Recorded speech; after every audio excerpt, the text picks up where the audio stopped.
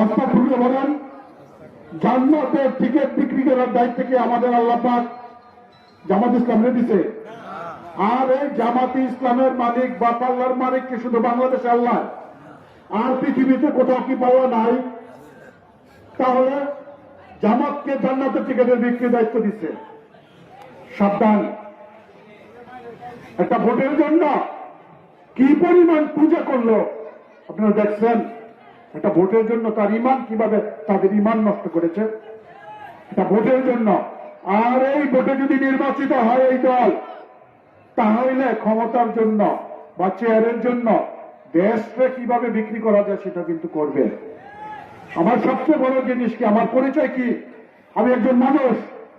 দ্বিতীয় পরিচয় কি? আমি একজন মুসলমান। তাহলে মুসলমানের ঈমান এত দুর্বল হওয়ার কথা না, দুর্বল হওয়ার কথা যে আমার ভোটের বিনিময়ে আমি জান্নাতের টিকিট বিক্রি করব।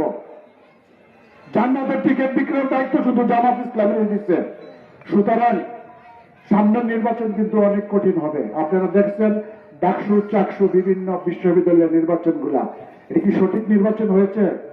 এক এক জনে ভোট দিয়েছে 400-500 400-500। সাবধান, যে দলই করেন না কেন, যারা প্রত্যেকটা মানুষ আমরা ভালোবাসি বাংলাদেশ জাতীয়তাবাদী দল।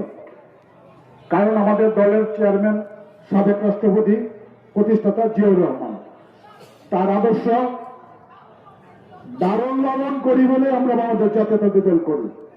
সুতরাং আমরা প্রত্যেকে যদি বাংলাদেশ জাতীয়তাবাদী দল করি, যার মাধ্যমে যার হয়ে আমরা রাজনীতি করি কিনা, আমরা দেখব দানের শীষ প্রতীককে নিয়ে আসছে। আমরা দানের শীষের রাজনীতি করব, কোন ব্যক্তির না। কোন ব্যক্তির রাজনীতি আমরা করি না, আমরা দলের রাজনীতি করি। যদি দানের শীষ নির্বাচিত হতে পারে, ধরেন এই ফতুল্লাহ চা, যাকে দানের শীষ দেওয়া হবে আমরা তার নির্বাচন করব। আমাদের সংসদে যেতে হবে, সরকার গঠন করতে হবে। কোন ভাইয়ের রাজনীতি করে আমরা এই সংসদ সিটটাকে হারাতে চাই না। সুতরাং আমরা সবাই এখানে বসছি, আমরা ভাই ভাই। আমরা এক একজনের রাজনীতি এক এক ব্যাপার করি, কিন্তু জাতীয় স্বার্থে, দেশের স্বার্থে, জনগণের স্বার্থে আমরা এক হব এবং দানের শীষে আমরা জয়যুক্ত করব। সবাই একত্রিত হয়ে কোনো বিভক্ত সৃষ্টি করব না। আমি আর বক্তব্য বেশি দিব না। আমার